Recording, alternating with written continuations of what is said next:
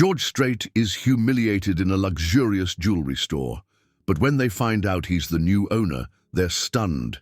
The Nashville sun cast a golden glow over the city's exclusive diamond district, where fortunes were displayed behind bulletproof glass, and security guards stood at attention like silent sentinels.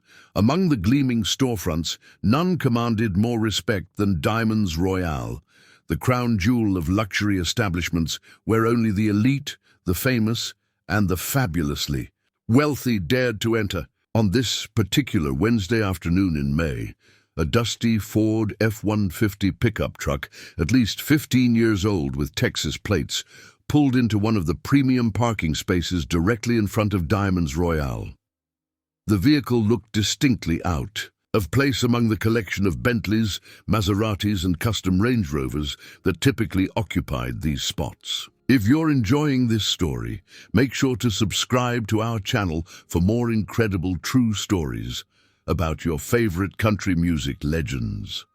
Behind the wheel sat George Strait, the undisputed king of country, though you wouldn't know it by looking at him. At 70 years old, George had amassed a fortune that rivaled any business tycoon, with over 60 #1 singles spanning nearly 5 decades in the music industry. Yet, true to his Texas roots, George remained as unpretentious as the day he first arrived in Nashville, with nothing but dreams and determination. Today, George wasn't thinking about his multiple Grammy Awards or his record-breaking concert attendances. His mind was focused entirely on Norma, his wife of over 50 years. Their golden anniversary had passed recently, and though they had celebrated quietly at their ranch, George wanted to give her something truly special, a token of appreciation for the woman who had stood beside him long before the fame, through every triumph and tragedy, including the devastating loss of their daughter Jennifer in 1986. As he stepped out of his truck, George adjusted his well-worn cowboy hat. Not one of his stage Stetsons worth hundreds of dollars, but his everyday hat, creased and shaped by years of actual use. His faded blue jeans bore authentic wear marks from ranch work, not the artificial distressing that designers charged a premium for. His boots, though handcrafted by legendary bootmaker Charlie Dunn years ago, were scuffed from real living. A simple plaid button-up shirt completed his ensemble, the uniform of a man who had never lost touch with his humble beginnings despite becoming one of the wealthiest entertainers in America. George paused for a moment, looking at the intimidating facade of Diamonds Royale. He'd heard about this place from several of his celebrity friends. It was where Keith Urban had purchased Nicole's engagement ring, where Tim McGraw found Faith's anniversary pendant. Even Taylor Swift, they said, occasionally browsed their exclusive collections when she was in town. "Shouldn't be too complicated," George mumbled to himself as he locked his truck. "Just find something beautiful for Norma and head back home." What George didn't realize was that Diamonds Royale operated on an unspoken caste system, one that the store's management had perfected over decades of catering to Nashville's elite. This system started the moment a potential customer came into view, with staff making split-second judgments based on appearance, demeanor, and perceived wealth. These initial assessments determined everything from which salesperson would approach the customer to which items would be shown.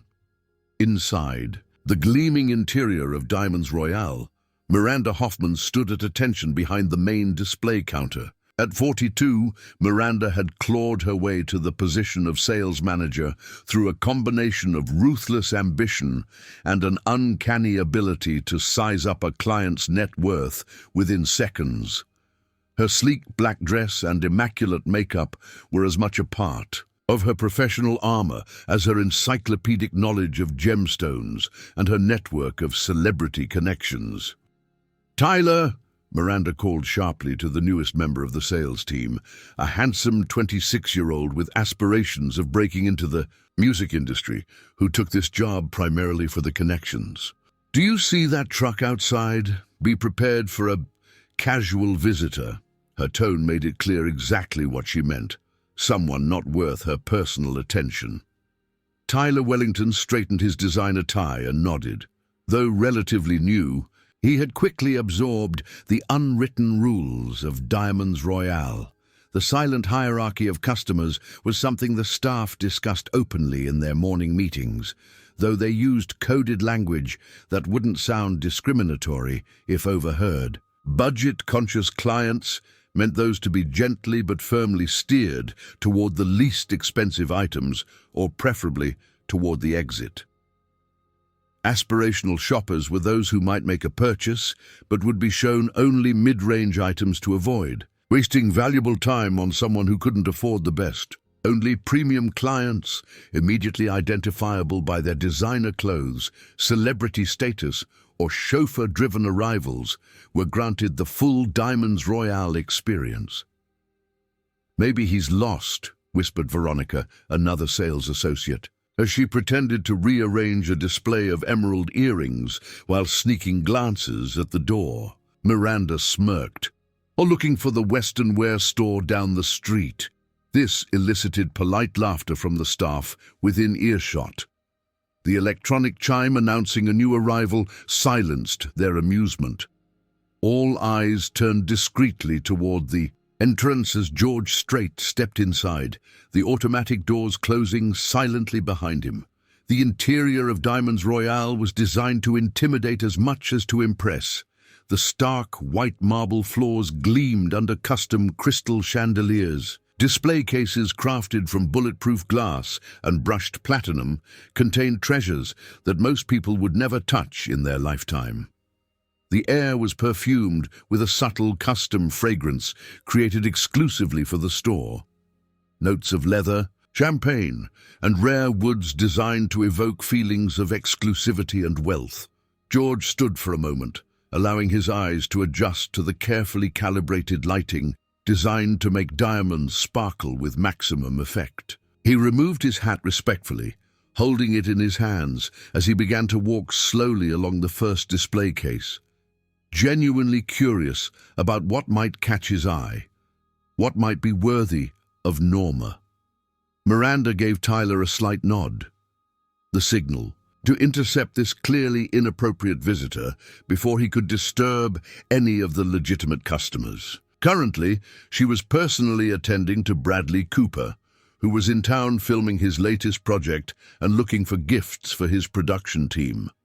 Several other wealthy clients browsed the store, including the wife of a major record label executive and a Saudi businessman known for purchasing entire collections. Tyler approached George with the practiced smile that conveyed polite discouragement. "Good afternoon, sir. Can I help you find something?"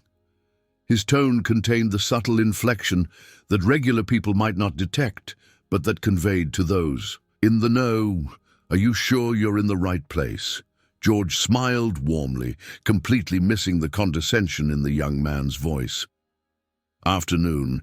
Yes, I'm looking for something special for my wife. We've been married over 50 years now." Tyler's smile remained fixed, but his eyes performed a rapid assessment of George's attire, confirming his initial judgment. "How sweet. We do have some lovely silver pieces that might be suitable for such an occasion." He gestured toward a small display near the entrance, the area reserved for what the staff called courtesy items, pieces priced in the low thousands rather than the hundreds of thousands or millions that constituted the store's real inventory. "Actually," George said, his Texas drawl becoming more pronounced as it always did when he was thinking carefully, "I was thinking of something with a bit more significance. Maybe diamonds? Blue ones are her favorite." Tyler's smile tightened, almost imperceptibly. "I see. Well-colored diamonds are quite investment-grade pieces. Perhaps I could show you some sapphires instead. They offer the blue color at a more accessible price point." Across the store, Miranda kept one eye on the interaction while maintaining her conversation with Bradley Cooper. She could read the situation perfectly from Tyler's body language, just another dreamer who wandered in thinking he could afford their merchandise. It happened at least once a week, and the protocol was clear. Be polite, show them something they might actually be able to purchase if they stretched their budget to the breaking point, but ultimately guide them toward the exit with their dignity, mostly intact. What Miranda failed to notice, however, was the quiet confidence in George's demeanor, the kind that came not from arrogance, but from a lifetime of being secure in one's own skin. This was a man who had performed for presidents and royalty, who had built an empire while remaining true to himself, who had nothing to prove to anyone. "No, I think diamonds would be best," George insisted gently. "Could we look at that display over there?" He pointed toward the central showcase, where several extraordinary pieces gleamed under precision lighting. Tyler hesitated, shooting a quick glance toward Miranda for guidance. This was veering from the script. Usually budget customers accepted the redirection to lesser merchandise, either out of embarrassment or the gradual realization that they were out of their depth. "Sir," Tyler began with practiced patience, "those pieces start at around $50,000, with most in the several $100,000 range. Perhaps if you could give me a specific budget to work with, I could direct you more efficiently." George nodded thoughtfully. "Budget isn't really a concern today. It's a special occasion." A few feet away, a well-dressed couple exchanged amused glances as they overheard the conversation. The woman whispered something to her husband, and they both smirked. Their reaction wasn't lost on George, who had spent decades observing audience dynamics. He knew when he was being discussed, even if he couldn't hear the words. Tyler was now visibly uncomfortable, caught between the stores, protocol and the persistent customer who wasn't taking the hint. "Perhaps it would help if I explained that the piece you're indicating is a rare blue diamond pendant priced at $1.2 million. Instead of the expected shock or retreat, George's expression brightened. "That sounds promising.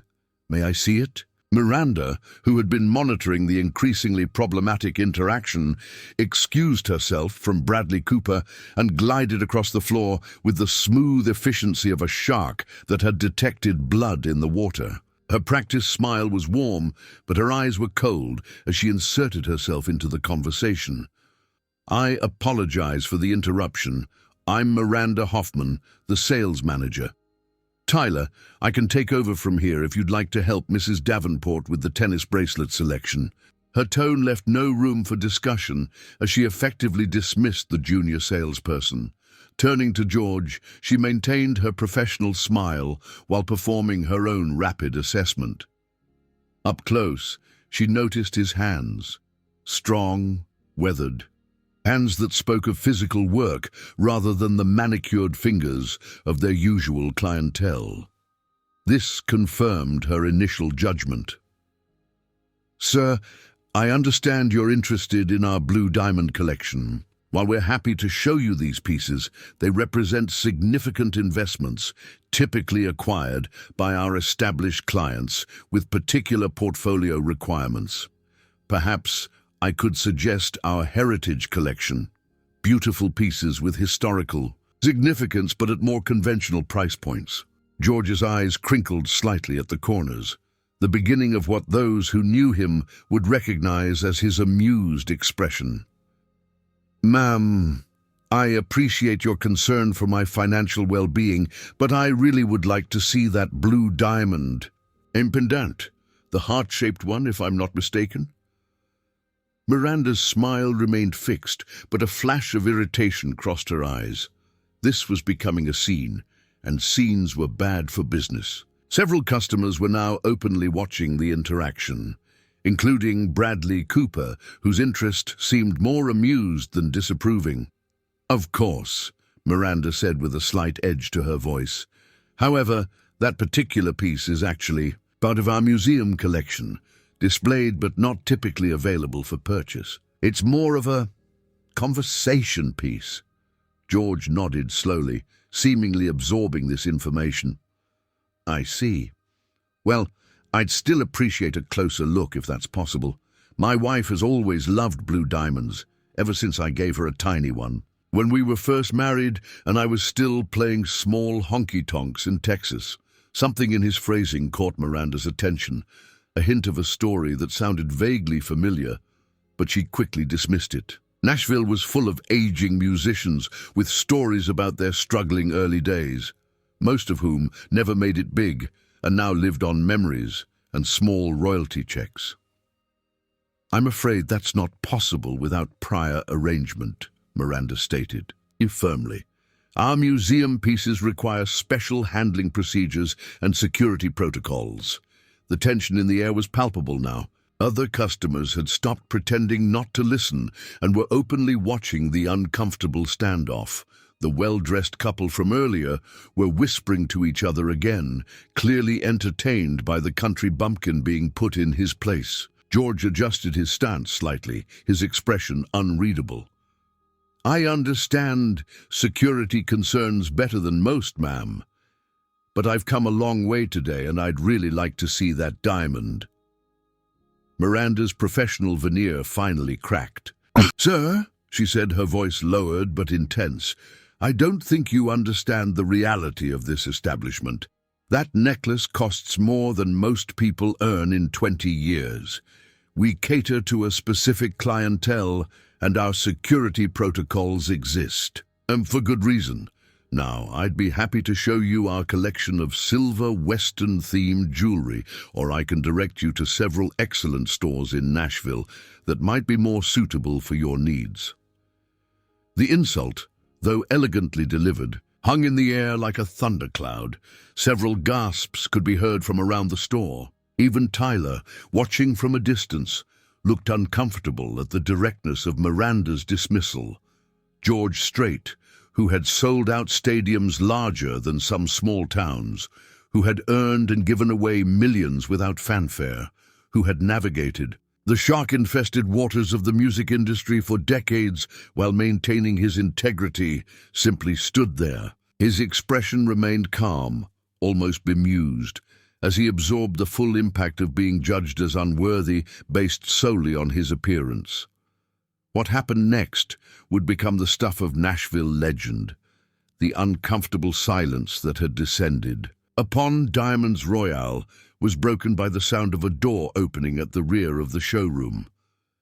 Richard Coleman, the 73-year-old founder and owner of the establishment, emerged from his private office. At his age, Richard rarely involved himself in day-to-day sales operations anymore, preferring to handle the high-level acquisitions and relationships that had built his empire.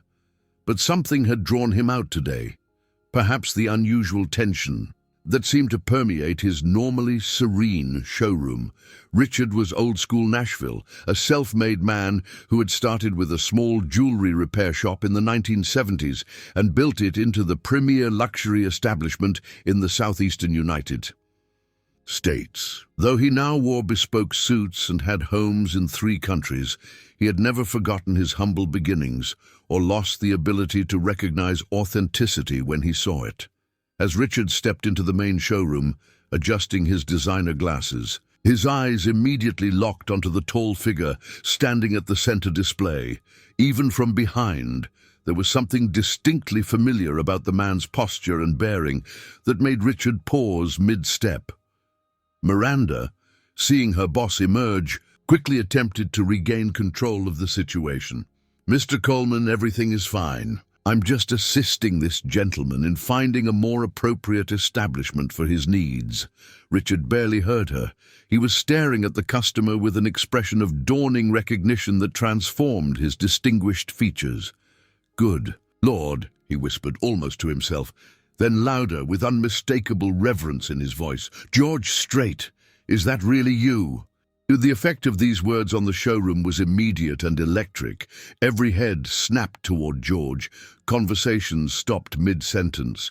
Even Bradley Cooper straightened up with newfound interest. George turned to face Richard, a small smile playing at the corners of his mouth. "Afternoon, Richard. Been a while." Richard Coleman moved forward with the energy of a man half his age, hand extended and face lit with genuine pleasure. Almost 20 years, I'd say. Not since I fitted Norma with that custom emerald piece for your anniversary." He grasped George's hand in both of his, shaking it warmly. "How is that wonderful wife of yours?" "Still putting up with me somehow," George replied with a genuine chuckle. "That's why I'm here, actually, looking for something special for her." The transformation in the atmosphere was palpable. Miranda stood frozen, her face draining of color as the implications set in. Tyler looked like he might faint. The well-dressed couple who had been smirking earlier now appeared mortified, the woman actually clutching her husband's arm for support. Of course, Richard said enthusiastically, completely oblivious to his staff's discomfort. "Anything for the King of Country. What did you have in mind?" Before George could answer, Richard's expression darkened slightly as he looked around at his silent staff and the staring customers. His keen businessman's instinct told him something was off. "George, were you being helped properly? Is everything all right?" There was a moment, a single breathless moment, when George could have exposed the humiliation he had endured. Everyone in the store knew it. Miranda's career flashed before her eyes as she envisioned the scandal. Diamonds Royale, turns away country music legend, would make headlines across Tennessee and beyond. Such publicity could ruin the business Richard had spent a lifetime building. But that wasn't George Strait's way. "Your staff was just explaining your security procedures for some of your more valuable pieces," George said smoothly. "Very professional outfit you're running here, Richard."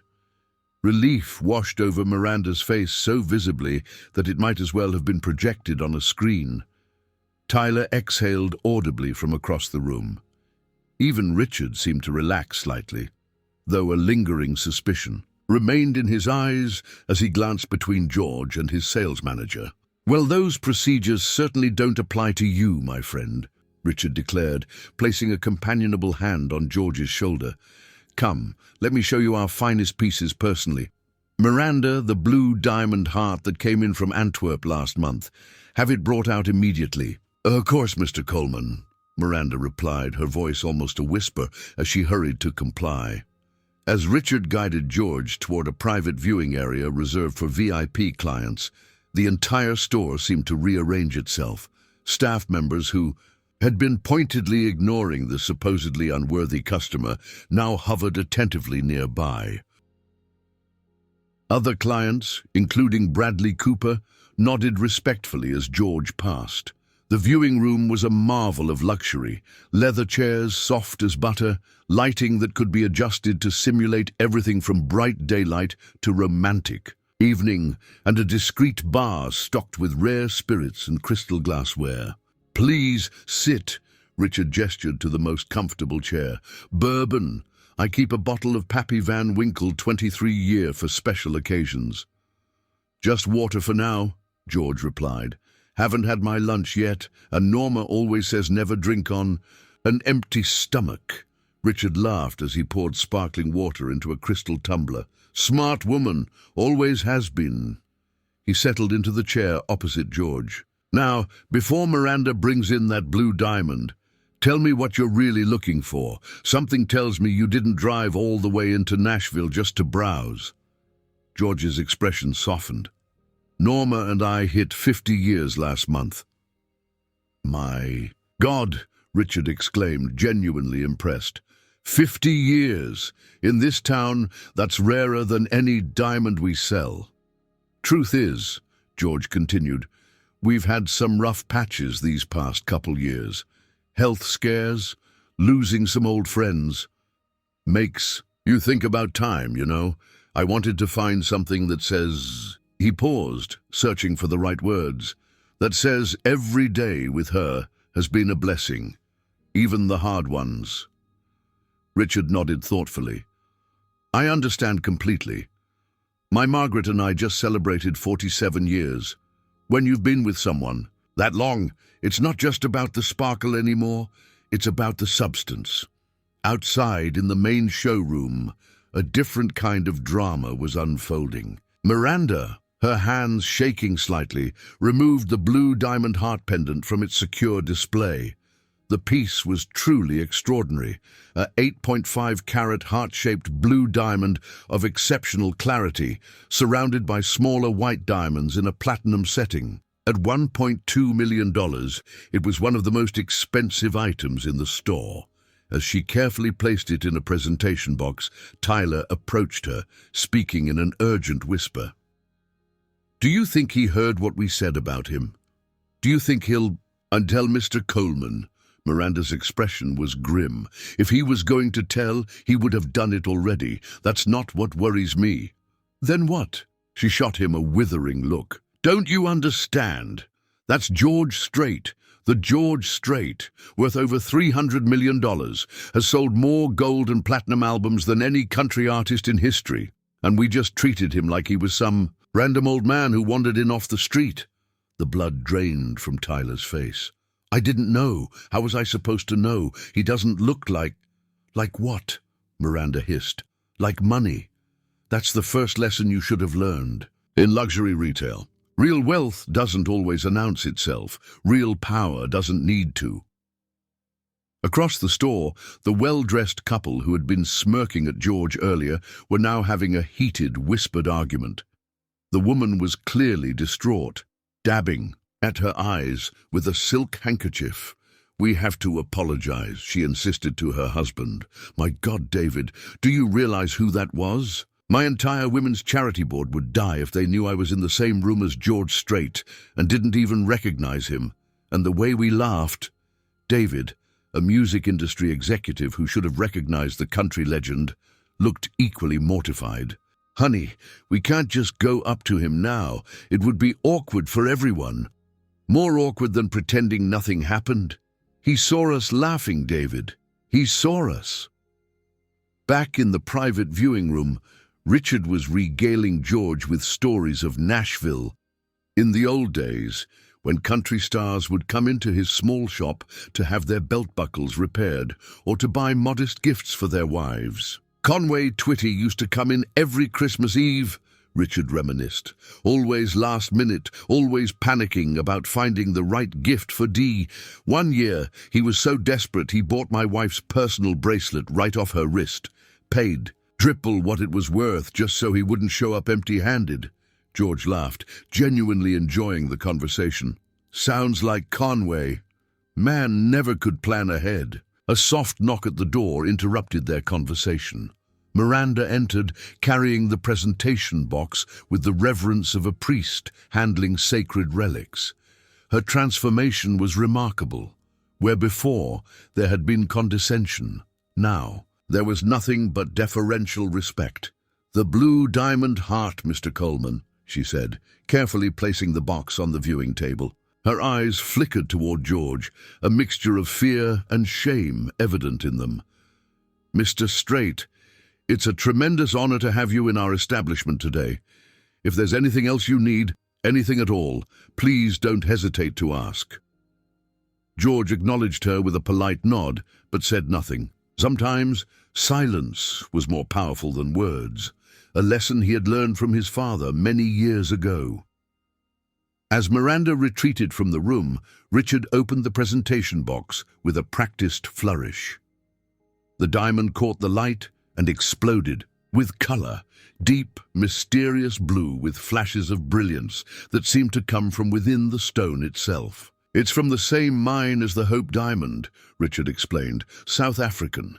These blues are among the rarest in the world, fewer than 0.1% of all diamonds mined. This particular stone has what we call exceptional memory. It seems to hold light within it even after the room goes dark." George leaned forward, genuinely impressed. "It's something special, all right. The setting is platinum, naturally. The surrounding diamonds are all DF color, VVS clarity. The chain is handcrafted in Italy, strong but delicate. The entire piece is designed to sit perfectly at the hollow of the throat." Richard lifted the necklace from its bed of velvet. "Would you like to hold it?" As George carefully took the necklace, feeling its surprising weight in his palm, another knock came at the door. This time, it was Bradley Cooper who poked his head in. "Sorry to interrupt," the actor said with his characteristic charm. "I just wanted to come over and say hello before I left. I'm a huge fan, Mr. Strait." George stood, still holding the valuable necklace, and shook Cooper's hand.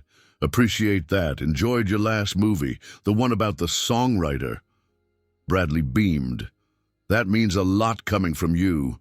My grandfather introduced me to your music when I was just a kid. Amarillo by Morning was the first song I learned all the words to." "Good choice," George replied with a smile. "Still one of my favorites to perform." After a few more pleasantries, Bradley excused himself, but not before shooting a curious glance at Miranda, who was hovering anxiously near the entrance to the showroom. Something had clearly transpired before he arrived, and the tension was still palpable. Once they were alone again, George returned his attention to the diamond necklace. "It's beautiful work, Richard. Norma would love this." Richard nodded, pleased. "It's a piece worthy of your lady. Shall we have it wrapped?"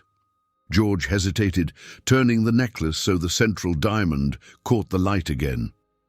"Actually, there's something else I wanted to discuss with you first. Something more significant than just a purchase." Richard raised an eyebrow, intrigued. "Oh? What did you have in mind?" George carefully placed the necklace back in its presentation box. "I've been thinking about diversifying some of my investments, moving into areas outside of music and ranching." "Smart," Richard nodded. "At our age, it's good to spread things around a bit. Your store here, Diamonds Royale, it's got a solid reputation, good history, strong brand." George spoke, slowly, choosing his words carefully. "But I've been hearing things about how some potential customers get treated." Richard's expression sharpened, his businessman's instincts suddenly alert.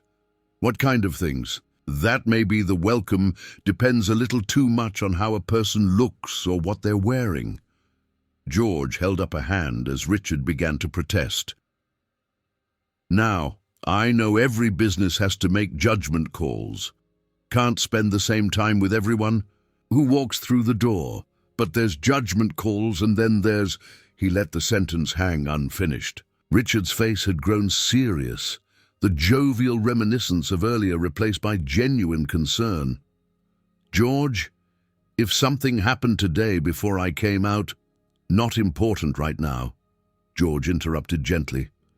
"What's important is the future. I've had my financial people looking into luxury retail investments for a while now. They've identified Diamonds Royale as a potential acquisition." The statement landed in the room like a physical object. Richard Coleman, who had negotiated with some of the toughest business minds in America, found himself momentarily speechless. "Acquisition?" he finally managed. "You want to buy my store?" George shook his head slightly. "Not just the store. The entire Diamonds Royale operation, all 7 locations." Richard leaned back in his chair, visibly processing this unexpected turn.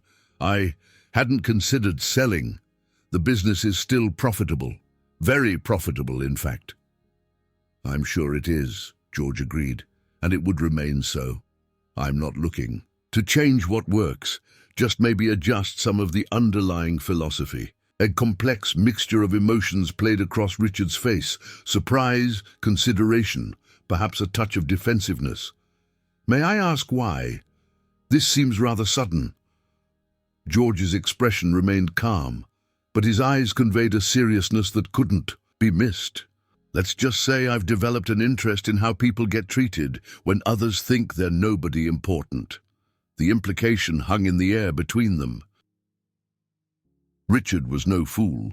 He had built an empire on being able to read people and situations.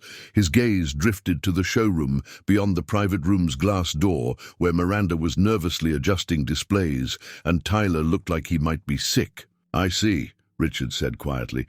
"Something did happen before I came out." George didn't confirm or deny, simply maintaining his steady gaze. After a long moment, Richard sighed. The luxury business.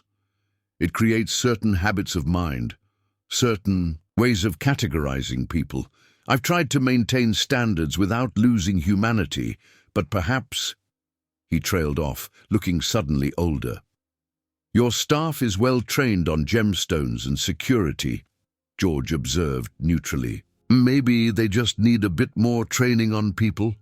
Richard nodded slowly, coming to a decision.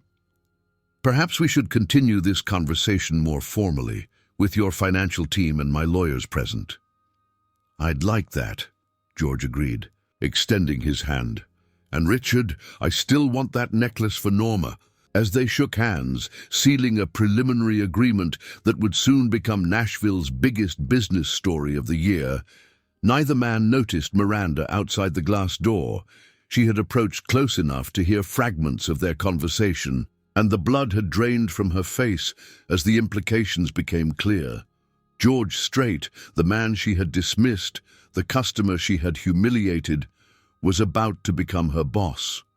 The news of George Strait's interest in acquiring diamonds Royale spread through Nashville's business community like wildfire. What had begun as a private conversation in a viewing room quickly transformed into the most talked-about deal in the city.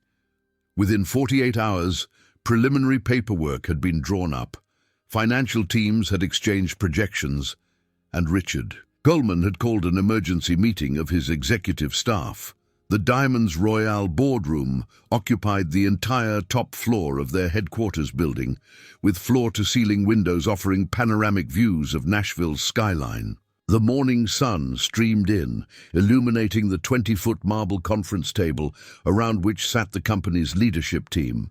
14 men and women who collectively represented over 2 centuries of experience in the luxury retail market. Miranda Hoffman sat rigidly in her chair, her usual confidence notably absent. Since the encounter with George Strait 2 days earlier, she had barely slept, alternating between moments of panic about her professional future and desperate strategizing about how to salvage her career. She had even considered resigning before the acquisition was finalized, but pride and financial necessity had prevented her from taking such a drastic step. Richard Coleman entered the room last, looking uncharacteristically serious. At 73, he still maintained the commanding presence that had helped him build his empire. But today, there was something different about him. A thoughtfulness, perhaps even a hint of regret that his staff rarely witnessed. "Good morning," he began without preamble as he took his seat at the head of the table. "I'm sure you've all heard the rumors by now. Let me confirm that yes, we are in discussions with Strait Investments regarding the potential acquisition of Diamonds Royale." A murmur ran through the room. Despite the rumors, hearing it officially from Richard himself made it real in a way that corridor whispers hadn't. George Strait, yes, the country music legend, has expressed interest in acquiring our entire operation. All 7 locations, our design studio, our Antwerp purchasing office, everything. Richard paused, allowing this information to sink in. The offer is extremely generous, well above market valuation. Marcus Jennings, the company's CFO, cleared his throat. "If I may, Richard, we've reviewed the preliminary offer and it's approximately 30% above what an objective business valuation would suggest. From a purely financial perspective, it's an offer we would be foolish to refuse." Richard nodded. "That's my assessment as well, which brings us to the purpose of this meeting." He looked around the table, his gaze lingering momentarily on Miranda. "I founded this company 46 years ago with a simple philosophy: to provide extraordinary products with extraordinary service. Over the decades, as we've grown and expanded, some aspects of that philosophy may have evolved in ways I didn't intend." Miranda felt her stomach tighten as Richard's gaze moved away from her. She knew exactly what he was referring to. "Mr. Strait has made it clear that while he values our expertise and market position, He has concerns about certain aspects of our customer service approach. Richard's tone remained neutral, but there was no mistaking the seriousness of his words. Specifically, he believes we may have developed patterns of prejudging clients based on appearance rather than treating everyone with equal respect from the moment they enter our establishments. The uncomfortable silence that followed was deafening. Several executives shifted in their seats, avoiding eye contact with each other. "I'm not here to point fingers," Richard continued. "If these patterns exist, they developed under my leadership, and ultimately the responsibility is mine. But as we move forward with this potential acquisition, I want everyone in this room to understand something very clearly. George Strait is not just making a financial investment. He's investing in a vision of how a luxury business should operate." Miranda finally found her voice. "Mr. Coleman, if I may, what exactly happened with Mr. Strait in the Nashville store? There have been various rumors, but we haven't heard an official account." All eyes turned to Richard, who seemed to consider his response carefully. "Mr. Strait entered our flagship store dressed in what I would call his everyday ranch clothes. He was not recognized by the sales staff and was, let's say, not treated with the level of respect and attention that every customer deserves." Richard's diplomatic phrasing couldn't completely disguise the underlying criticism. "By the time I emerged from my office and recognized him, there had already been several uncomfortable interactions." Miranda's face burned with shame, but she maintained her professional composure, and this incident is what prompted his interest in acquiring the company. Richard leaned forward slightly. Mr. Strait was already looking to diversify his investment, a portfolio into luxury retail, but yes, I believe his experience in our store crystallized his interest in Diamonds Royale specifically. He sees an opportunity not just for financial return, but to reshape a company's culture. Across the table, Diane Mercer, the National Training Director, spoke up. "This could actually be a positive development for us. We've been discussing updating our customer service protocols for some time. Having an owner who's passionate about this aspect could accelerate those changes in beneficial ways." Richard nodded appreciatively at Diane. "That's precisely the attitude I'm looking for. Which brings me to the next phase of our discussions." He opened a folder in front of him. "Mr. Strait has requested a series of meetings with key personnel before finalizing the deal. He wants to understand our operations more thoroughly, but also to convey his vision personally." Miranda felt a chill run down her spine. She knew what was coming next. "The first of these meetings will take place tomorrow morning at his ranch outside of San Antonio. He specifically asked to meet with me, Marcus from Finance, Diane from Training, and—" Richard's eyes met Miranda's directly. "You, Miranda, as our sales manager." The room fell silent again. Everyone present understood the significance. Miranda was being called to face the man she had humiliated, now in his territory, as he decided the fate of the company she had served for 15 years. "I've arranged for the company jet to fly us to San Antonio tonight," Richard continued. "We'll stay at the Four Seasons and drive to Mr. Strait's ranch in the morning. I suggest you all prepare thoroughly. Review our current service protocols, bring improvement suggestions, and most importantly—" He paused, his gaze sweeping across the room. "Come with open minds. This could be the beginning of an important new chapter for Diamonds Royale." As the meeting adjourned, executives filed out in unusual silence, the gravity of the situation suppressing the typical post-meeting chatter. Miranda remained seated, staring at her untouched notepad, until only she and Richard remained in the boardroom. "Richard," she began, her voice uncharacteristically vulnerable, "I need to know. How bad was it? How badly did I offend him?" The older man sighed, suddenly looking every one of his 73 years. "He didn't actually complain, Miranda. That's not his style. But I've known George for a long time, and I could see it in His eyes, whatever happened before I came out, it wasn't our finest moment. Miranda nodded slowly, acceptance settling over her like a heavy cloak. I judged him by his clothes, by his truck. I assigned Tyler to him because I didn't think he was worth my time. The admission felt both terrible and somehow liberating. I've been doing this for so long that I didn't even question it anymore. It was just procedure. Richard's expression softened slightly. You're not alone in that. We've all fallen into that pattern to some degree. The luxury business, it creates certain reflexes that can cloud our better judgment. Will I still have a job after tomorrow? The question was direct, stripped of Miranda's usual confident facade. Richard stood, gathering his papers. That depends on you, Miranda. George Strait didn't build his career by being unforgiving or cruel. But he also didn't get where he is by surrounding himself with people resistant to change. He headed toward the door, but paused before exiting. I suggest you spend the flight to San Antonio thinking about what kind of sales manager you want to be, not just what kind you've been.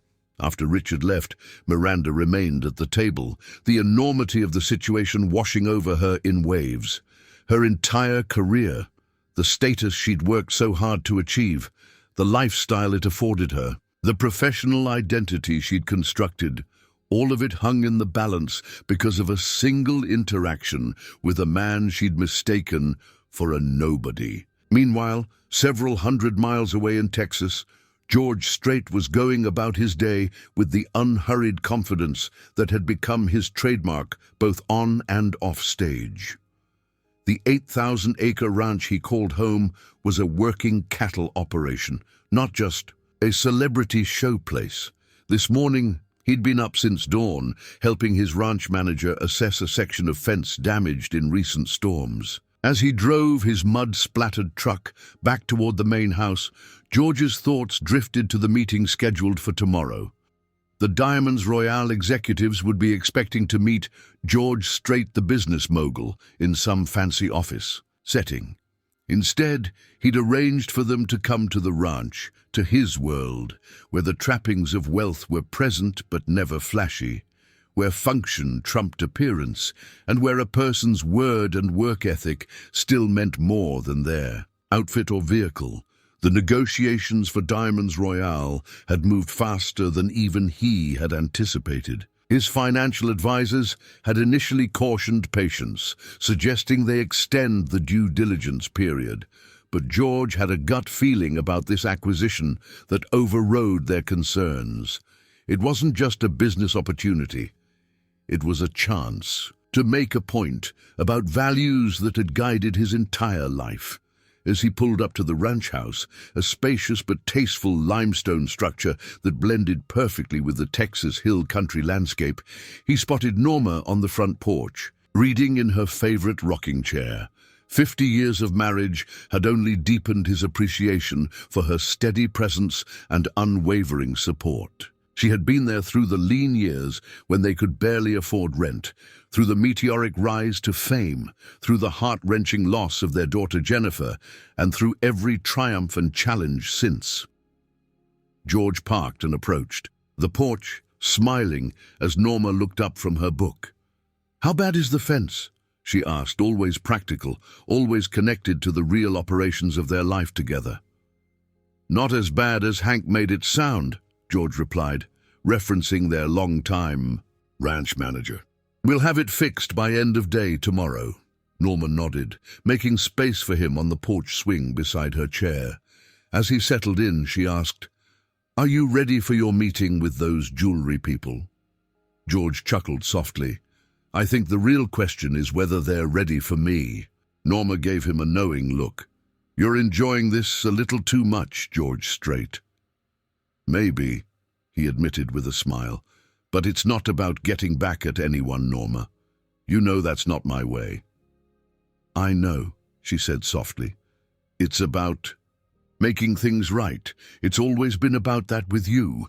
She paused, studying his face with the familiarity that only decades together can bring. "But I still don't understand why you're so set on buying this particular company. There must be easier investments out there." George was quiet for a moment, looking out over the rolling Texas landscape that had been his anchor throughout a life, often spent on the road. "You remember Old Man Whitaker's general store in Pearsall, back when we were first married?" Norma nodded, a questioning look in her eyes.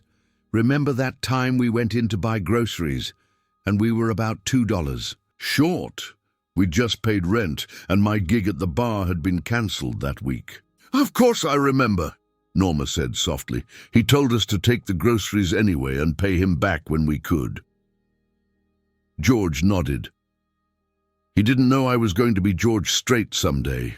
He just saw two young people trying their best. Treated us with dignity when we had nothing. He paused, the memory still vivid after all these years. That stuck with me all this time. How it feels to be judged by what you have versus who you are. Norma reached over and took his hand, understanding dawning in her eyes. "And that jewelry store judged you by your jeans and your old truck." "It's not about me," George clarified. "I've been blessed enough that I don't need to worry about things like that anymore. But not everyone who walks into one of their stores is going to be a celebrity in disguise. Some are just regular folks, looking for something special, maybe stretching their budget for a once-in-a-lifetime purchase. They deserve the same respect as any millionaire." Norma squeezed his hand. "You're a good man, George Strait. Always have been." He smiled at her, the woman who had known him when he was nobody, who had believed in him when his dreams seemed impossible, who had stood beside him as those dreams came true beyond anything they could have imagined. "I got you something in Nashville," he said, reaching into his pocket. "George, you didn't need to—" "I wanted to," he interrupted gently, pulling out a small blue box with the Diamonds Royale logo embossed in silver. 50 years deserves something special." Norma opened the box carefully, her breath catching, as she saw the blue diamond heart pendant nestled against white velvet. "George, it's too much." "Nothing's too much for you," he said simply, helping her fasten it around her neck. The rare blue diamond caught the Texas sunlight, sending flashes of brilliant color across the porch. "Happy anniversary, Norma." Again. She touched the pendant gently, emotions playing across her face. "It's beautiful, but you know I would have been just as happy with flowers from the garden." "I know," George said, smiling. "That's why you deserve diamonds." The next morning, as a sleek corporate SUV made its way down the long private road leading to the Strait Ranch, 4 Diamonds Royale executives sat in nervous silence. Miranda Hoffman stared out the window at the passing Texas landscape, her mind racing with preparation for the meeting ahead. She had spent a sleepless night rehearsing apologies and strategic proposals, trying to find the perfect approach that would acknowledge her mistake without appearing weak or unprofessional. "Remember," Richard Coleman said from the front passenger seat, breaking the tense silence, "George Strait didn't become a legend just by singing songs. He built an empire by being genuine in an industry full of artifice. He values authenticity above all else." Miranda nodded silently, understanding the implied advice. No carefully crafted corporate speak would work here. No strategic deflection or polished evasion. For perhaps the first time in her professional career, she would need to be completely honest about her mistakes, her assumptions, and her willingness to change. As they rounded the final bend in the road, the Strait ranch house came into view.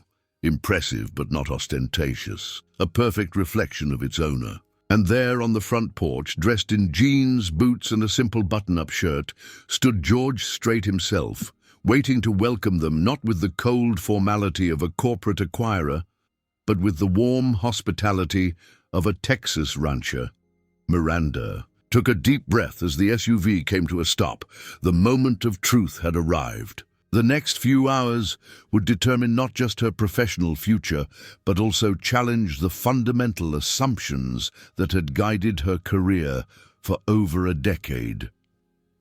As she stepped out into the bright Texas sunshine, one thought crystallized with perfect clarity. The true value of a person could never be measured by appearances alone. George Strait approached with an easy smile and extended hand, the blue sky of Texas stretching endlessly above him. A man completely comfortable in his skin, with nothing to prove and no need to impress. In that moment, before any words were exchanged, Miranda Hoffman finally understood the lesson that had brought her to this ranch, to this crossroads in her life.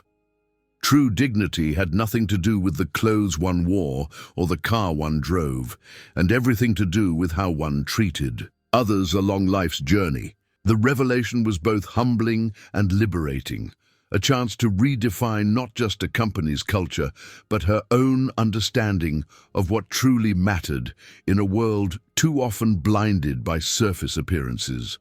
The Texas morning sun cast long shadows across the wooden porch as George Strait welcomed the Diamonds Royale executives with a firm handshake and genuine smile. Up close, Miranda was struck by how different he seemed from the countless celebrities she'd served over the years.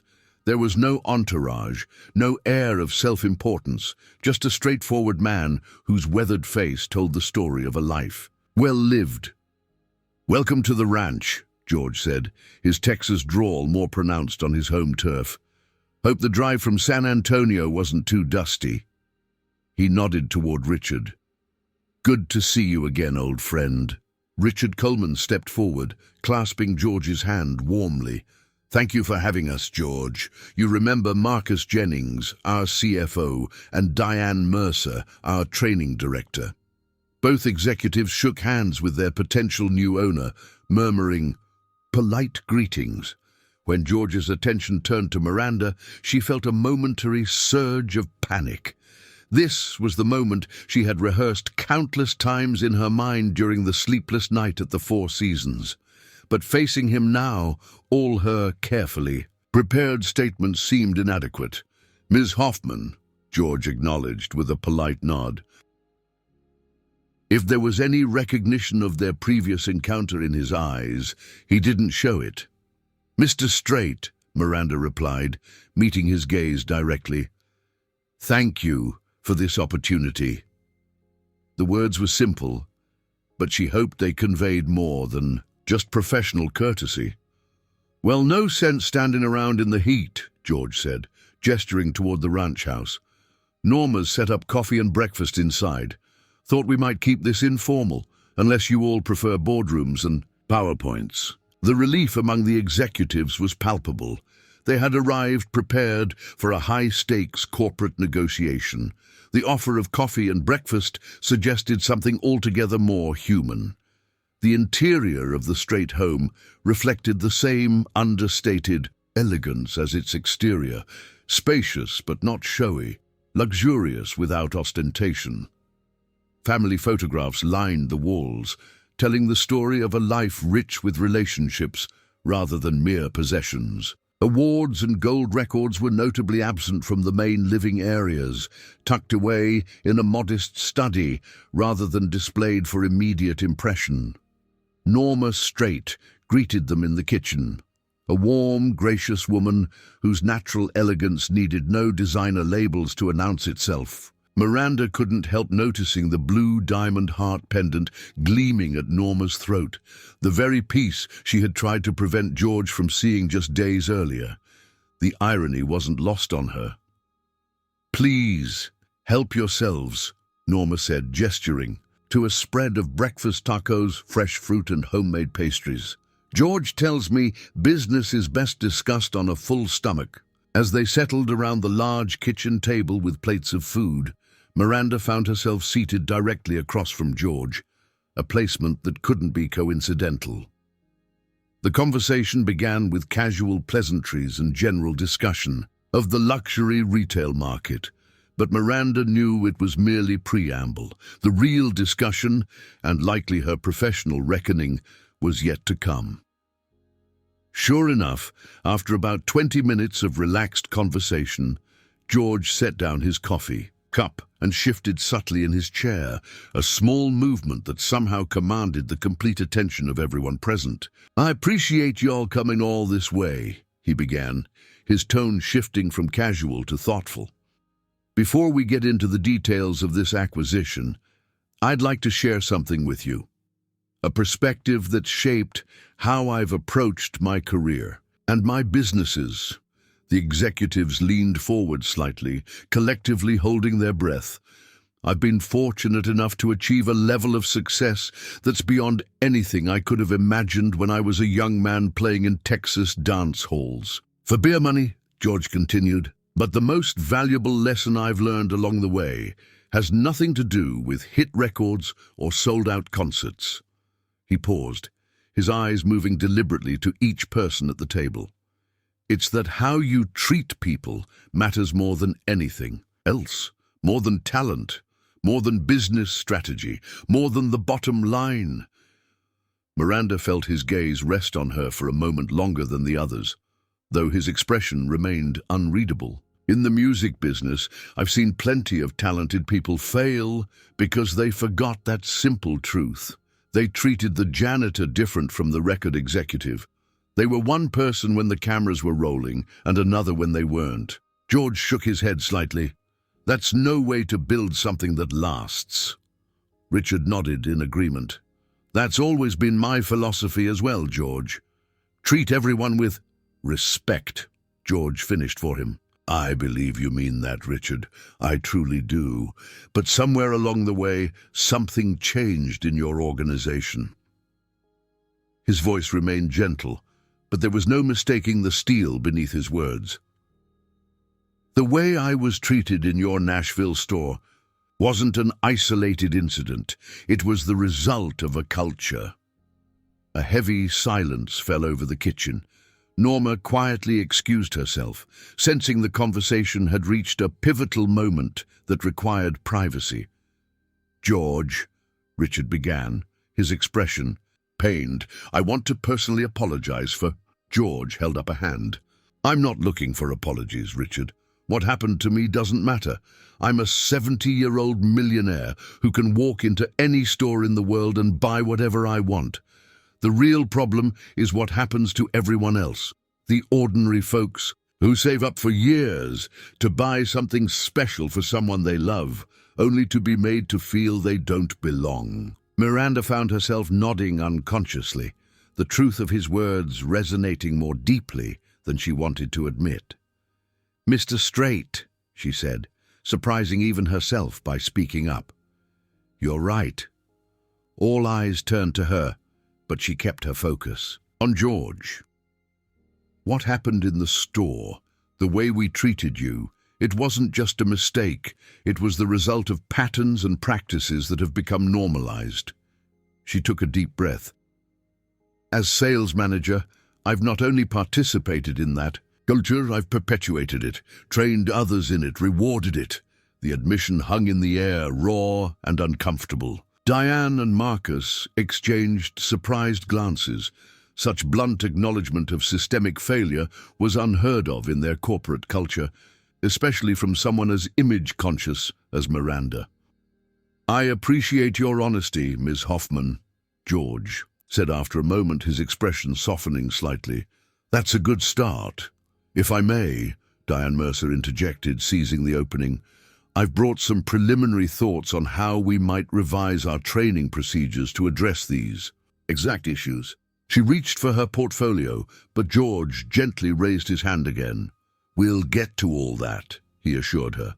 "But first, I'd like to hear more from Ms. Hoffman. After all, she's on the front lines every day." Miranda felt a curious mixture of dread and opportunity washing over her. This wasn't the public shaming she had feared, but neither was it an easy absolution. Instead, George Strait was offering her something far more valuable and challenging, the chance to be part of the solution. "The truth is," she began slowly, organizing her thoughts as she spoke, "our entire approach is built around rapid categorization of customers. We have coded language for it, premium clients versus aspirational shoppers versus budget-conscious visitors. We train our staff to identify these categories within seconds based on clothing, accessories, mannerisms. As she articulated these practices aloud, their inherent problems became glaringly obvious. The entire system is designed to maximize time spent with those we believe will make large purchases and minimize time with those we assume won't. George nodded thoughtfully. And how accurate would you say those assumptions usually are? Miranda considered the question honestly. Accurate enough that we've never questioned the approach, but when we're wrong, she thought of George in his worn jeans and ranch clothes, of the countless others who might have been misjudged over the years. When we're wrong, we're not just losing potential sales, we're violating our own stated values of exceptional service for all customers. Richard Coleman had been listening intently, his expression growing increasingly troubled. I had no idea it had become so systematic, he said, almost to himself. With respect, Mr. Coleman, Miranda replied gently. That's because it evolved gradually and because it works from a purely business perspective. Our revenue per square foot is among the highest in luxury retail precisely because we optimize our sales staff's time this way. But at what cost? George asked, the question hanging in the air between them. For several moments no one spoke. The only sound was the distant lowing of cattle from somewhere on the ranch and the soft ticking of an antique grandfather clock in the adjacent room. Finally, George broke the silence. I didn't invite you all here to make you feel bad about what happened. That's water under the bridge as far as I'm concerned. I invited you here because I'm serious about this acquisition, and I want to be clear about my vision from the start. He stood up and walked to the kitchen window, looking out at the Texas landscape he'd called home for most of his life. Luxury isn't just about the product, it's about the experience. And true luxury should make a person feel valued, not judged. Turning back to face the executives, he continued, if we move forward with this deal, and I'm still very interested in doing so, there will be changes. Not to your product line or your expertise or your premium positioning in the market. Those are your strengths, but to the culture of how you engage with every single person who walks through your doors. The executives nodded, understanding the non-negotiable nature of this condition. Now, George said, his tone lightening slightly, I think this is where Ms. Mercer's training proposals might come in handy. The conversation shifted into more practical territory as Diane presented her preliminary ideas for revising the company's customer service approach. As she spoke, Miranda found herself genuinely engaged, offering insights from her years on the sales floor about what might work and what might present challenges. For the first time in her career, she was considering customer service not as a means to maximize sales efficiency, but as an expression of human dignity. As the morning progressed into afternoon, the atmosphere in the kitchen evolved from tense to collaborative. Marcus Jennings outlined how new metrics might be developed to measure customer satisfaction rather than just sales per hour. Richard contributed historical perspective on how the company's approach had shifted over the decades. And Miranda, to her own surprise, found herself becoming an advocate for the very changes that would dismantle the system she had helped perfect.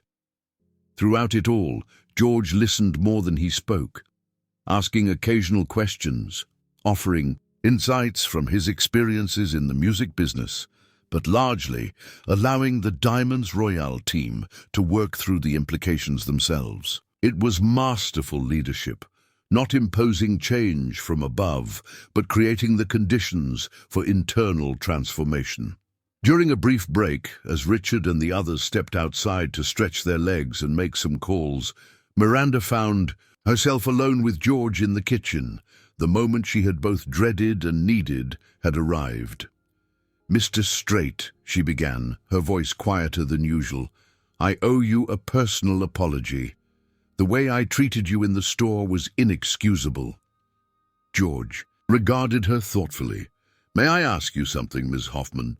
Miranda nodded, bracing herself. "If I had walked in, wearing an expensive suit, with security guards and an entourage, would you have treated me differently?" "Yes," she admitted without hesitation. "Completely differently."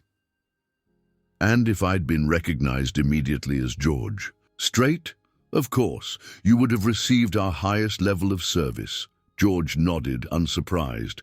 "And what about a young black couple just starting out, saving for months for an engagement ring? Or an elderly woman in simple clothes, looking to buy herself something special after a lifetime of putting others first?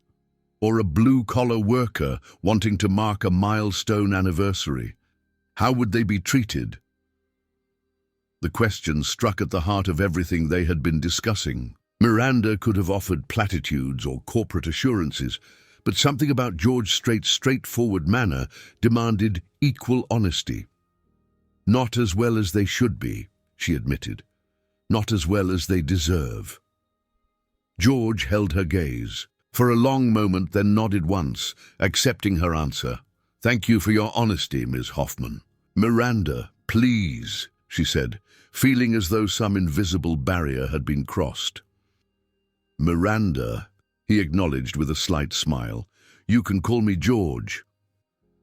When the others returned and the meeting resumed, there was a subtle but significant shift in the dynamic. What had begun as a negotiation between potential business partners had evolved into something more meaningful, a shared commitment to reimagining what luxury retail could be. By late afternoon, as the executives prepared to depart, the outlines of a plan had taken shape. The acquisition would proceed, with George becoming majority owner, while Richard retained a significant minority stake and would stay on in an advisory capacity. A transition team would be formed to develop and implement the new customer service approach across all 7 Diamonds Royale locations. And most surprising of all, at least to Miranda herself, she had been asked to co-lead this transition team alongside Diane Mercer. Her intimate knowledge of the existing sales culture, combined with her newly awakened commitment to change, made her uniquely qualified to help bridge the gap between what was and what could be. As they said their goodbyes on the porch, George shook Miranda's hand last. "Looking forward to working with you, Miranda." "Likewise," she replied, meaning it more sincerely than she would have thought possible just 24 hours earlier. "And George, thank you for the second chance." His eyes crinkled slightly at the corners, that same expression she had missed entirely during their first encounter. "Everyone deserves a second chance. The important thing is what you do with it."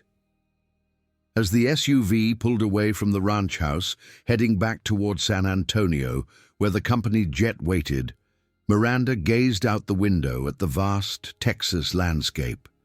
The humiliation she had felt upon learning George's identity had been replaced by something unexpected, a sense of purpose, even excitement about the path ahead. Richard, sitting beside her in the back seat, noticed her contemplative expression. "Penny for your thoughts." Miranda turned to the man who had been her mentor for 15 years. "I was just thinking that in all my time in luxury retail, I never really understood what luxury actually means until today." Richard raised an eyebrow, intrigued. "And what does it mean?" "It's not the price tag or the rarity," she said slowly. "It's making someone feel valued, truly valued, regardless of who they are or what they can afford." She paused, a small smile forming. "George Strait didn't need to buy our company to teach us that lesson, but I'm glad he did." As the SUV disappeared down the long ranch road, George and Norma stood together on the porch, his arm around her shoulders. "Do you think they understood what you were really trying to do?" Norma asked, leaning into her husband's embrace. George considered the question. "I think they're starting to. Real change takes time." Norma touched the blue diamond pendant at her throat. "You know, You could have just bought me this without buying the whole company." George laughed, the sound carrying across the Texas landscape he loved so deeply. "Where would be the fun in that? Besides," he added more seriously, "some things are worth more than money." "Like teaching people to see beyond appearances?" Norma suggested. "Exactly," George agreed. "After 50 years in the spotlight, I've learned that the most important things are invisible to cameras and red carpets. It's how people treat each other when nobody's watching that matters." The sun was beginning to set over the Strait ranch, casting long golden rays across the rolling Texas hills. In Nashville, preparations were already underway for the official announcement of the acquisition. In boardrooms and break rooms across 7 Diamonds Royale locations, employees were buzzing with speculation about what this unexpected change in ownership might mean. But here, in this peaceful moment, none of that seemed to matter. George Strait had built a legendary career by staying true to his roots, by understanding that authenticity resonated more deeply than any carefully crafted image ever could. Now he was bringing that same philosophy to an industry built largely on appearance and perception. The coming months would bring challenges, resistance, and the difficult work of cultural transformation. There would be those who couldn't adapt to the new vision, and others who would embrace it wholeheartedly. There would be mistakes and missteps alongside breakthroughs and victories. But standing there with Norma as the Texas sunset painted the sky in brilliant hues of orange and purple, George felt the quiet certainty that had guided him through 50 years of navigating the music industry's highs and lows. This new chapter, unexpected as it was, felt right in a way that transcended business strategy or investment returns. After all, the best songs weren't about fancy cars or expensive jewelry. They were about human dignity, about love that endures, about the quiet strength it takes to remain true to yourself in a world constantly trying to change you. If he could bring some of those same values to a luxury retail chain that had lost its way, well, that might just be a legacy, worth as much as all those gold records lining his study wall. As darkness fell over the Texas ranch, George and Norma Strait turned and walked hand in hand back into their home, closing the door on a day that marked not just a business transaction, but the beginning of a transformation, one that would start with diamonds, but ultimately be about something far more valuable, the recognition of the inherent worth in every person, regardless of appearance or circumstance. And somewhere in a luxury hotel in San Antonio, Miranda Hoffman sat at a desk late into the night, drafting ideas for how to remake a company culture from the ground up. Her perspective forever changed by a country music legend in worn boots, who had taught her the most valuable lesson of her career without ever raising his voice or demanding an apology. The true measure of luxury, she was beginning to understand, had nothing to do with price tags and everything to do with how you made people feel. It was a lesson that would transform not just Diamonds Royale, but Miranda herself, an unexpected gift from a chance encounter that had begun with judgment and ended with possibility. 6 months had passed since the acquisition of Diamonds Royale by Strait Investments became official. The luxury retail world had initially responded with confusion. What did a country music star know about high-end jewelry? Followed by intense curiosity as the first changes began to roll out across all 7 locations. The Nashville flagship store had been selected as the pilot location for the company's transformation, and on this crisp autumn morning, it was preparing for a grand reopening that had the entire industry watching with skeptical interest. Media representatives, luxury retail competitors, and a carefully selected group of long-standing clients had all received invitations to witness what George Strait had described in press releases as a new approach to luxury retail.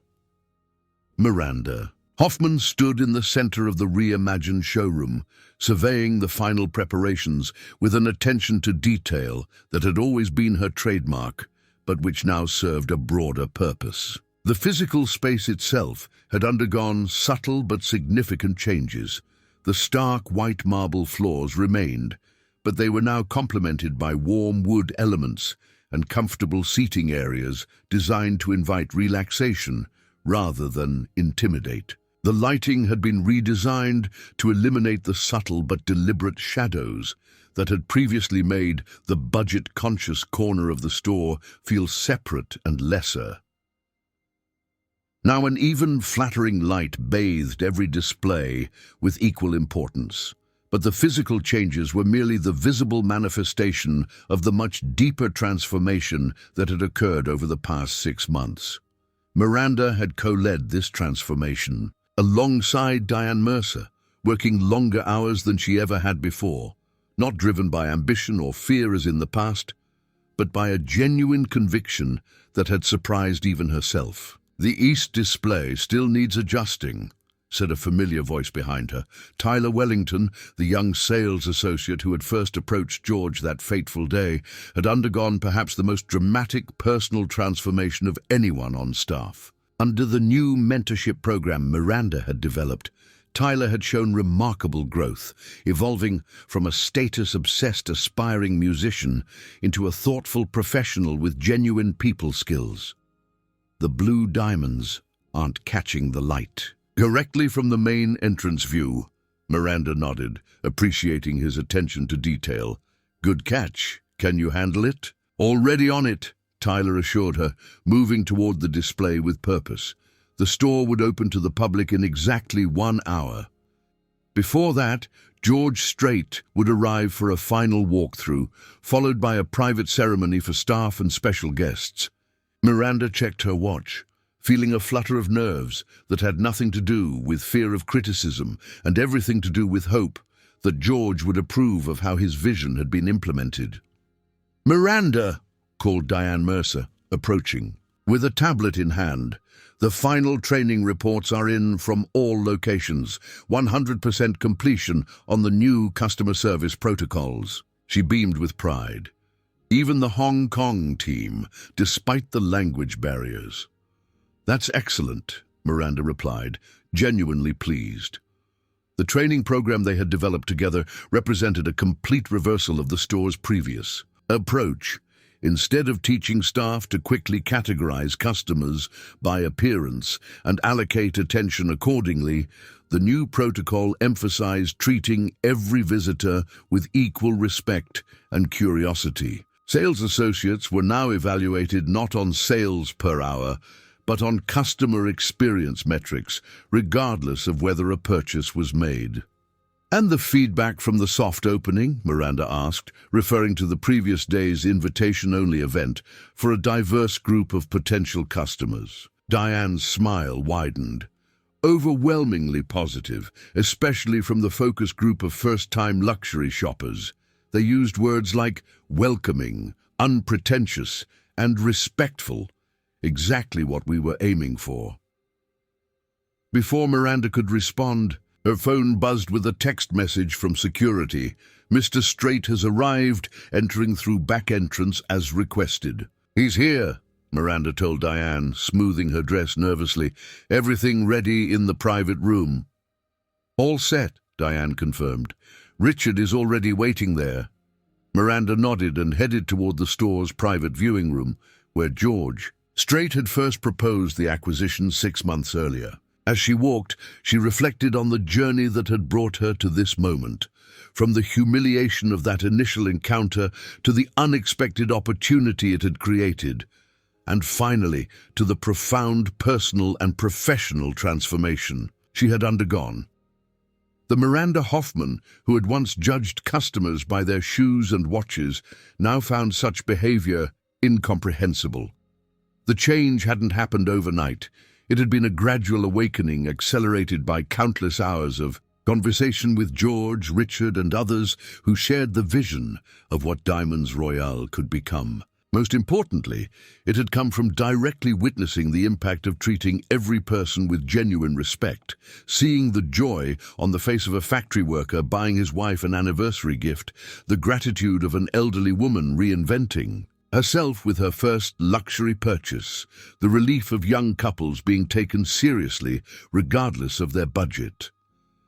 As Miranda entered the private viewing room, she found George in conversation with Richard Coleman. At 74, Richard had embraced his new advisory role with enthusiasm, freed from day-to-day management to focus on relationships with designers and suppliers, the aspects of the business he had always loved most. "Miranda," George greeted, her warmly extending his hand. Over the months of working together, their relationship had evolved from the awkwardness of their first encounter to a genuine mutual respect. "The store looks amazing." "Thank you," she replied, her professional confidence now stemming from accomplishment rather than arrogance. "We've been working around the clock to have everything perfect for today." "Not just the physical space," Richard added. "The team Miranda and Diane have built, it's remarkable. I wouldn't have believed such a cultural transformation was possible in 6 months." George nodded appreciatively. "That's what I wanted to discuss before the official reopening." He gestured for them to sit.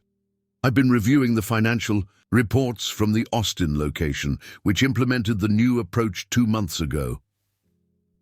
Miranda tensed slightly. The Austin store had been the second location to undergo the transformation, but the first to operate under the new model long enough to generate meaningful financial data. While the primary goal of the changes had been cultural rather than financial, they all understood that the business still needed to be profitable to survive. "And?" Richard asked, voicing the question Miranda was thinking. George's expression gave nothing away as he pulled out a folder. "Overall revenue is down 7% compared to the same period last year." Miranda felt her heart sink. Despite all the positive customer feedback, a 7% drop in revenue was significant, potentially enough to make shareholders question the new direction. "However," George continued, opening the folder to reveal a series of charts, "average transaction value is up 12%. Customer return rate has increased by 35%, and most importantly, conversion rate, the percentage of visitors who actually make a purchase, has increased by 22%. Richard leaned forward, analyzing the figures with a businessman's experienced eye. "So we're making fewer quick sales to impulse luxury buyers, but building more meaningful relationships with repeat customers who ultimately spend more." "Exactly," George confirmed. "The data suggests we're trading short-term revenue for long-term sustainability. Fewer one-time big spenders, more loyal customers who see us as their trusted jeweler for life." Miranda studied the numbers, relief washing over her. "This is consistent with what we've been hearing anecdotally from the sales teams. They're developing genuine relationships with customers across all income levels." "There's something else," George added, turning to another page in the report. "Staff turnover has dropped to nearly 0. In an industry that typically sees 20 to 30% annual turnover, we haven't lost a single employee from any transformed location since the changes were implemented." "They're happier," Miranda confirmed, "working in an environment free from the pressure to prejudge people, free from the constant status anxiety. It's transformative. They're connecting with customers as human beings rather than walking wallets." George nodded, satisfied. "That was always the goal, not just to change how we treat customers, but to change how it feels to work here." He closed the folder decisively. "These numbers tell me we're on the right track. The short-term revenue dip is a small price to pay for building something sustainable." Richard shook his head in amazement. 46 years in this business, and I'm still learning. Who would have thought that treating everyone like a VIP would actually be good for business?" "It makes perfect sense when you think about it," Miranda observed. In the old model, we were writing off huge segments of potential customers before they even had a chance to experience what we offer. Now, everyone gets that chance. A knock at the door interrupted their conversation. Diane peeked in, excitement evident in her expression. "Sorry to interrupt, but the media has arrived and guests are starting to gather in the reception area. We should probably begin soon."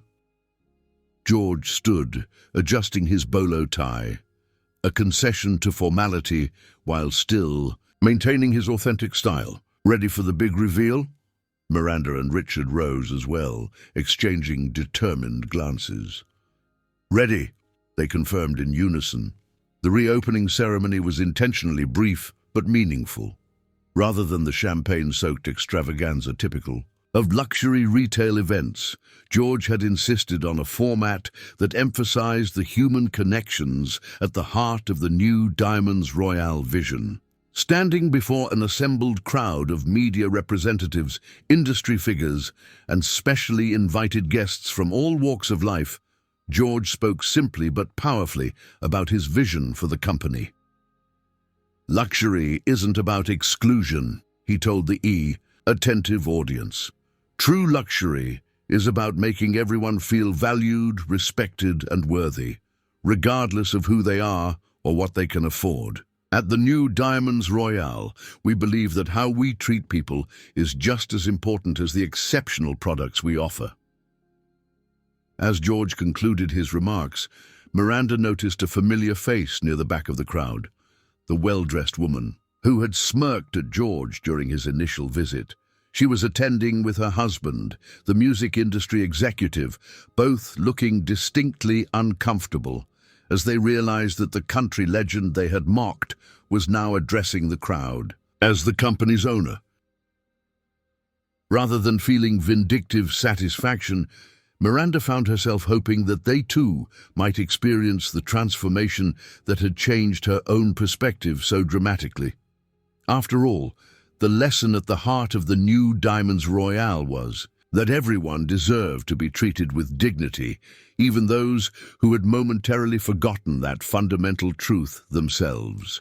Following the ceremony, as invited guests mingled and explored the reimagined showroom, Miranda found herself approached by a young couple who seemed slightly out of place among the predominantly affluent crowd.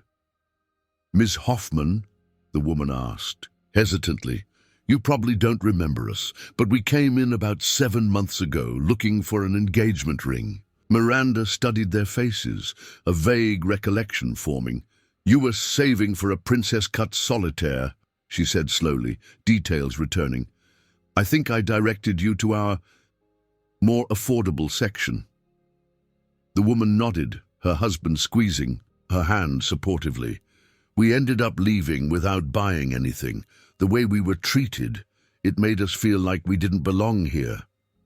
Miranda felt the familiar sting of shame that had become part of her growth process. "I'm truly sorry for that experience. It represents everything we're working to change." "That's actually why we came today," the husband explained. "We read about the reopening in the newspaper, about how George Strait bought the company and was changing the approach. We were curious if it was real or just publicity." "And what do you think?" Miranda asked genuinely. The woman looked around at the transformed space. "It feels different. Not just the decorations, but the energy. The way your staff approached us when we arrived, like we mattered." "You do matter," Miranda said simply. "Every person who walks through that door matters equally. That's the foundation of everything we're building here." The couple exchanged glances. "Well," the woman said with a small smile, "we're in a better financial position now than we were 7 months ago. Maybe it's time to revisit that princess-cut solitaire."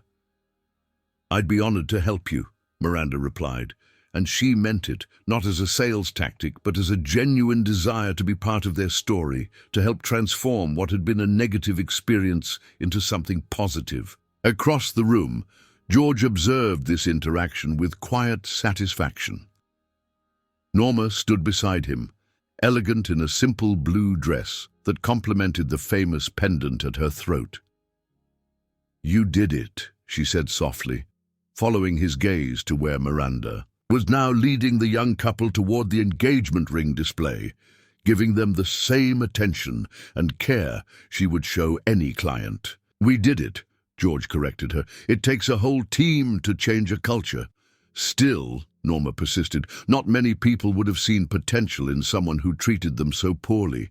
Most would have just walked away, or worse, sought revenge." George shrugged slightly. "Everyone deserves a second chance to get it right. Lord knows I've needed plenty of those over the years." As the event continued, George deliberately maintained a low profile, allowing Richard, Miranda, and the rest of the team to take center stage. This wasn't about him or his celebrity. It was about the values being cultivated and the changes being implemented. Besides, he had never been comfortable in the spotlight outside of a stage performance, another authenticity that set him apart from many of his wealthy peers. When the store finally opened its doors to the public several hours later, George and Norma slipped out quietly through the back entrance.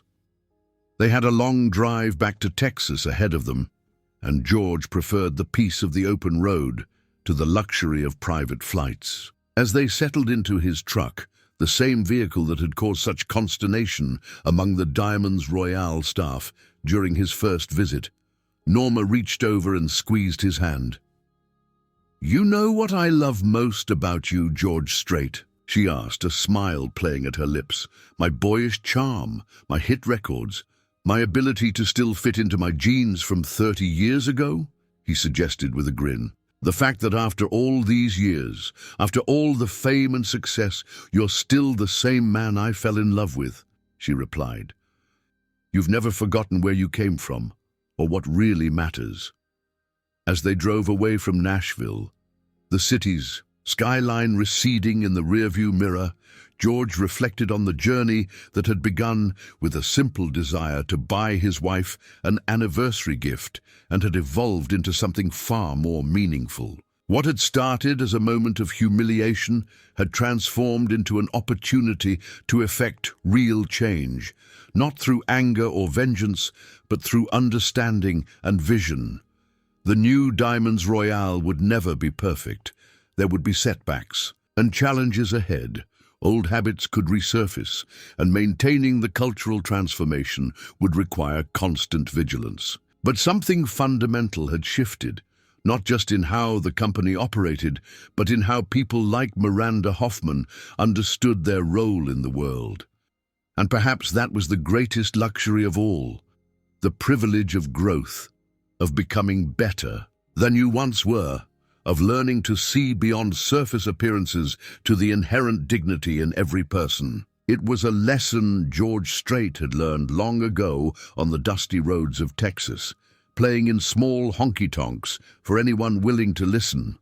That authenticity resonated more deeply than pretense ever could, and that true respect was something to be given freely, not earned through status or wealth.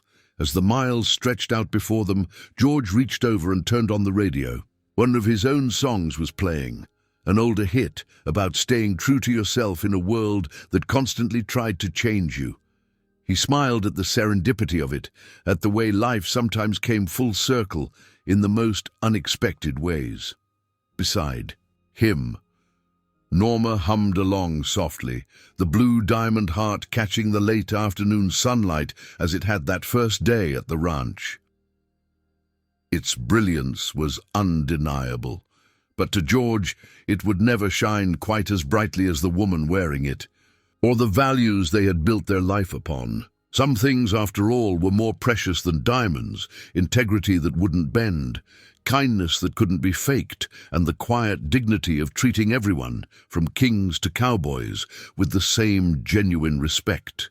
In a world increasingly defined by division and judgment, that simple philosophy had carried George Strait from small-town Texas to the pinnacle of success without ever losing himself along the way. And now, through the transformed Diamonds Royale, that philosophy would touch thousands of lives in ways both subtle and profound, a legacy more meaningful than any business acquisition or chart-topping record could ever be. Not bad, George.